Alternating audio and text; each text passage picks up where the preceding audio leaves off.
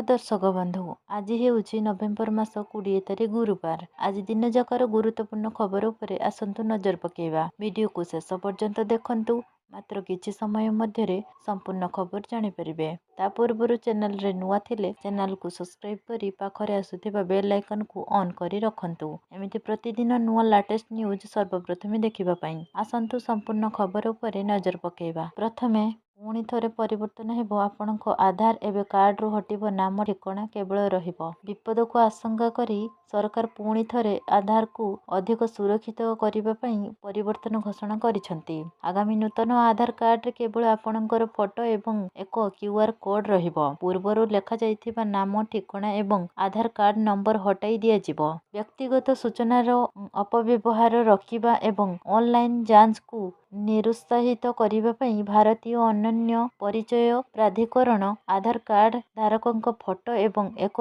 QR code सहित प्रदान करिबा विषय रे विचार करुछि।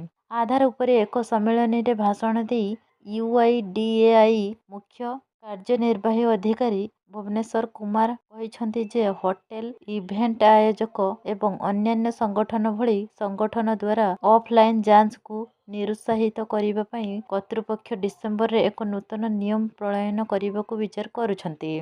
ଏହା ସହିତ ବ୍ୟକ୍ତିଗତ ଗୋପନୀୟତା ବଜାୟ ରଖି ଆଧାର ବ୍ୟବହାର କରି ବୟସ ଯାଞ୍ଚକୁ ସୁଗମ କରିପାରିବ। ପରବର୍ତ୍ତୀ ଖବର ଜିଲ୍ଲାପାଳ ସମ୍ମିଳନୀରେ ମୁଖ୍ୟମନ୍ତ୍ରୀଙ୍କ କଡ଼ା ଚେତାବନୀ। ଗାଦି ମାଡ଼ିବାକୁ ହଟାଉ ନହେଲେ ଆକ୍ସନ। ଜିଲ୍ଲାପାଳ ସମ୍ମିଳନୀରେ ମୁଖ୍ୟମନ୍ତ୍ରୀଙ୍କ କଡ଼ା ଚେତାବନୀ। ସିଏମ କହିଲେ ବାବୁଙ୍କ ଦୁର୍ନୀତି କରାଯିବନି ବରଦାସ୍ତ। ଗାଦି ମଡ଼ା ବାବୁଙ୍କୁ ହଟାଉ ନହେଲେ ଆକ୍ସନ ହେବ। ସଚିବ ଓ ଜିଲ୍ଲାପାଳଙ୍କୁ ସିଏମ ଦେଲେ ନ ନିର୍ଦ୍ଦେଶ। ଆରମ୍ଭ ହୋଇଛି 2 ଦିନିଆ ଜିଲ୍ଲାପାଳ ଓ ଏଏସପି ସମ୍ମିଳନୀ। ପ୍ରଥମ ଦିନରେ ଅଫିସରଙ୍କୁ ମୁଖ୍ୟମନ୍ତ୍ରୀ ମୋହନ ମାଝୀ ଦେଲେ ନ ନିର୍ଦ୍ଦେଶ। କେଉଁ ପ୍ରକଳ୍ପ କେତେ ଆଗେଇଛି ଗୋଟି ଗୋଟି କରି ମାଗିଲେ ହିସାବ। ବିଭିନ୍ନ ବିଭାଗର ପ୍ରକଳ୍ପ ଅଗ୍ରଗତିକୁ ତଦାରଖ କରିବାକୁ ମୁଖ୍ୟ ଶାସନ ସଚିବ ଓ ଉନ୍ନୟନ କମିଶନରଙ୍କୁ ନିର୍ଦ୍ଦେଶ ଦେଲେ ମୁଖ୍ୟମନ୍ତ୍ରୀ। ଓଡ଼ିଆ ଅସ୍ମିତାର ସୁରକ୍ଷା ଓଡ଼ିଆ ଭାଷାରେ ସରକାରୀ କାମ ଏବଂ ନୋଟିସ ବିଜ୍ଞାପନ ଓଡ଼ିଆ ଭାଷାରେ ପ୍ରକାଶ କରିବାକୁ ନିର୍ଦ୍ଦେଶ। ସେହିପରି 2027 ସୁଦ୍ଧା ମିଶନ ପାୱାର ସମ୍ପୂର୍ଣ୍ଣ କରିବାକୁ ସିଏମ ଦେଲେ ଟାର୍ଗେଟ। 2027 ସୁଦ୍ଧା ରାସ୍ତା ବିଦ୍ୟୁତ ଏବଂ ପାନୀୟ ଜଳ ପ୍ରକଳ୍ପ ଗୁଡ଼ିକୁ 100% କାର୍ଯ୍ୟକାରୀ କରିବାକୁ ଟାର୍ଗେଟ ଦେଇଛନ୍ତି ମୁଖ୍ୟମନ୍ତ୍ରୀ। ଡାଏରୀରେ ନୋଟ କରି ନେବାକୁ ଜିଲ୍ଲାପାଳଙ୍କୁ ନିର୍ଦ୍ଦେଶ ଦେଇଛନ୍ତି ମୁଖ୍ୟମନ୍ତ୍ରୀ।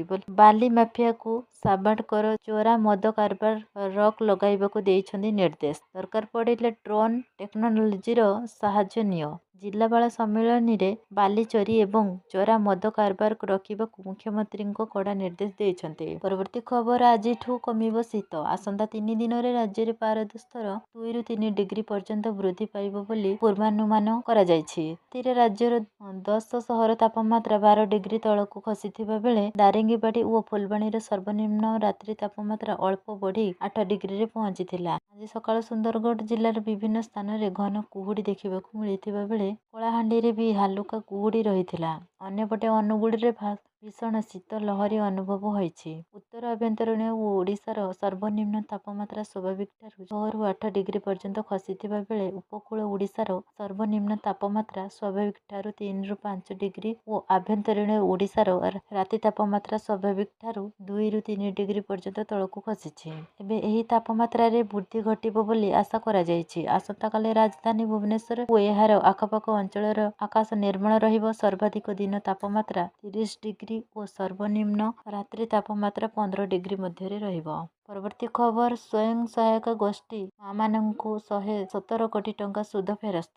ମହିଳାଙ୍କ ଆର୍ଥିକ ଅଭିବୃଦ୍ଧିକୁ ସୁଦୃଢ଼ କରିବା କ୍ଷେତ୍ରରେ ରାଜ୍ୟ ସରକାରଙ୍କର ବ୍ୟାଙ୍କ ଋଣ ଉପରେ ସୁଧ ଫେରସ୍ତ ବ୍ୟବସ୍ଥା ସହାୟକ ହୋଇଛି। ଏହା ସ୍ୱୟଂ ସହାୟକ ଗୋଷ୍ଠୀଗୁଡ଼ିକର ଭିତ୍ତିକୁ ସୁଦୃଢ଼ କରିବା ସହିତ ଅଧିକ ବଜାର ସୁଯୋଗ ସୃଷ୍ଟି କରି ମହିଳା ଉଦ୍ୟୋଗୀଙ୍କୁ ପ୍ରୋତ୍ସାହିତ କରୁଛି। ଆଜି ମିଶନ ଶକ୍ତି ଭବନଠାରେ ଆୟୋଜିତ ସ୍ୱୟଂ ସହାୟକ ଗୋଷ୍ଠୀଗୁଡ଼ିକୁ ସୁଧ ଫେରସ୍ତ କାର୍ଯ୍ୟକ୍ରମରେ ଉପମୁଖ୍ୟମନ୍ତ୍ରୀ ପ୍ରଭାତୀ ପରିଡ଼ା ମୁଖ୍ୟ ଅତିଥି ଭାବେ ଯୋଗଦେଇ ଏହା କହିଥିଲେ। ସ୍ୱୟଂ ସହାୟକ ଗୋଷ୍ଠୀ ସଦସ୍ୟଙ୍କ ଜୀବନ ଜୀବିକାର ବିକାଶ ତଥା ଉଦ୍ୟୋଗୀ ମନୋଭାବକୁ ପ୍ରୋତ୍ସାହନ କରିବାରେ ପ୍ରମୁଖ ଭୂମିକା ଗ୍ରହଣ କରିଥାଏ ବ୍ୟାଙ୍କ ଋଣ ବ୍ୟବସ୍ଥା।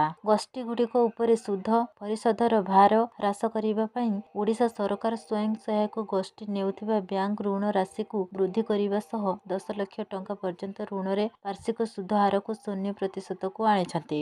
ଏହି ସୁଧ ଫେରସ୍ତ ରାଶି ସ୍ୱୟଂ ସହାୟକ ଗୋଷ୍ଠୀଙ୍କ ବ୍ୟାଙ୍କ ଖାତାକୁ ସିଧାସଳଖ ଯାଇଥାଏ। ଆଜିର କାର୍ଯ୍ୟକ୍ରମରେ ଏକ ଗୁରୁତ୍ୱପୂର୍ଣ୍ଣ ପଦକ୍ଷେପ ସ୍ୱରୂପ ମୁଖ୍ୟମନ୍ତ୍ରୀ ଶ୍ରୀମତୀ ପରିଡ଼ା ଓ 2,24,884ଟି ସ୍ୱୟଂ ସହାୟକ ଗୋଷ୍ଠୀକୁ ମୋଟ 117,05,1164 ଟଙ୍କାର ସୁଧ ରାଶି ଫେରସ୍ତ କରିଥିଲେ।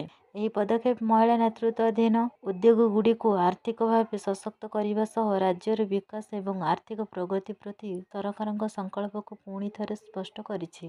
ପରବର୍ତ୍ତୀ ଖବର ରାଜ୍ୟରେ ଆଉ 4 ନୂଆ ତହସିଲ ପାଇଁ ସରକାରଙ୍କ ନିଷ୍ପତ୍ତି। ତୃଣମୂଳ ସ୍ତରରେ ଶାସନକୁ ସୁଦୃଢ଼ କରିବା ପାଇଁ ଓଡ଼ିଶା ସରକାର 4ଟି ନୂତନ ତହସିଲ ଗଠନ କରିବାକୁ ନିଷ୍ପତ୍ତି ନେଇଛନ୍ତି। ଏହାଦ୍ୱାରା ରାଜ୍ୟରେ ମୋଟ ତହସିଲ ସଂଖ୍ୟା 321କୁ ବୃଦ୍ଧି ପାଇବ। ତେବେ ରାଜସ୍ୱ ଏବଂ ବିପର୍ଯ୍ୟୟ ପରିଚାଳନା ବିଭାଗ ଏହି ନୂତନ ପ୍ରଶାସନିକ ୟୁନିଟ ପ୍ରତିଷ୍ଠା ସମ୍ପର୍କରେ 3ଟି ଜିଲ୍ଲାର ଜିଲ୍ଲାପାଳଙ୍କୁ ଚିଠି ଜାରି କରି କାର୍ଯ୍ୟପନ୍ଥା ପ୍ରସ୍ତୁତ କରିବାକୁ ନିର୍ଦ୍ଦେଶ ଦେଇଥିବା ଜଣାପଡ଼ିଛି।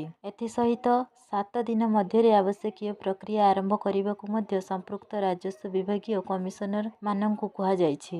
2ଟି ତହସିଲ ଭୁବନେଶ୍ୱରରେ ଗଠନ ହେଉଥିବା ବେଳେ କଟକ ଏବଂ ସମ୍ବଲପୁର ଜିଲ୍ଲାରେ ଗୋଟିଏ ଲେଖାଏଁ ତହସିଲ ଗଠନ କରାଯିବା ନେଇ ସୂଚନା ମିଳିଛି। ତହସିଲଗୁଡ଼ିକ ଭୂମି ରାଜସ୍ୱ ପରିଚାଳନା, ଭୂମି ରେକର୍ଡ ରକ୍ଷଣାବେକ୍ଷଣ ଏବଂ ସ୍ଥାନୀୟ ସ୍ତରରେ ଅତ୍ୟାବଶ୍ୟକ ସାର୍ବଜନୀନ ସେବା ପ୍ରଦାନ କରିବା ପାଇଁ ପ୍ରମୁଖ ପ୍ରଶାସନିକ ୟୁନିଟ୍ ଭାବରେ କାର୍ଯ୍ୟ କରିଥାଏ। ପରବର୍ତ୍ତୀ ଖବର ଭଡ଼ାଟିଆ ଘର ମାଲିକ ଧ୍ୟାନ ଦିଅନ୍ତୁ, ବଦଳିଲା ରେଣ୍ଟ ଏଗ୍ରିମେଣ୍ଟ ନିୟମ। ଏହି ଭୁଲ କଲେ ଦେବେ 5,000 ଜରିମାନା। ସରକାର ନ୍ୟୁ ରେଣ୍ଟ ଆଗ୍ରିମେଣ୍ଟ 2025 ଅଧୀନରେ ନୂତନ ନିୟମ କାର୍ଯ୍ୟକାରୀ କରିଛନ୍ତି, ଯାହା ମଡେଲ ଟେନେନ୍ସି ଆକ୍ଟ ଏବଂ ସାମ୍ପ୍ରତିକ ବଜେଟ୍ ବ୍ୟବସ୍ଥା ଉପରେ ଆଧାରିତ। ବର୍ତ୍ତମାନ ସ୍ୱାକ୍ଷର କରିବାର 2 ମାସ ମଧ୍ୟରେ ଆଗ୍ରିମେଣ୍ଟ ରେଜିଷ୍ଟ୍ରେସନ ବାଧ୍ୟତାମୂଳକ।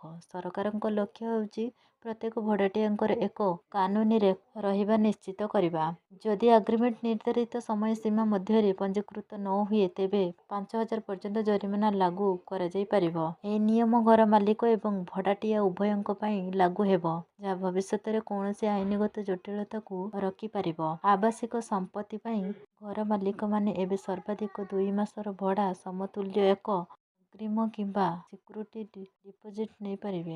ବର୍ତ୍ତମାନ କୌଣସି ଘର ମାଲିକ ଉପଯୁକ୍ତ ନୋଟିସ୍ ନ ଦେଇ କିମ୍ବା ଉପଯୁକ୍ତ ପ୍ରକ୍ରିୟା ଅନୁସରଣ ନ କରି ଜଣେ ଭଡ଼ାଟିଆଙ୍କୁ ବାହାର କରିପାରିବେ ନାହିଁ। ଘର ମାଲିକମାନେ ଆଉ ଇଚ୍ଛାନୁସାରେ ଭଡ଼ା ବୃଦ୍ଧି କରିପାରିବେ ନାହିଁ। ଯଦି ଜଣେ ଭଡ଼ାଟିଆ 3 ମାସ କିମ୍ବା ତା'ଠାରୁ ଅଧିକ ସମୟ ପାଇଁ ଭଡ଼ା ନେଇ ନ ପାରନ୍ତି, ତେବେ ଭଡ଼ା ଟ୍ରିବ୍ୟୁନାଲ ଘର ମାଲିକଙ୍କୁ ଶୀଘ୍ର ନ୍ୟାୟ ପ୍ରଦାନ କରିବେ ଏବଂ ବହିଷ୍କାର ପ୍ରକ୍ରିୟାକୁ ସରଳ କରିବେ।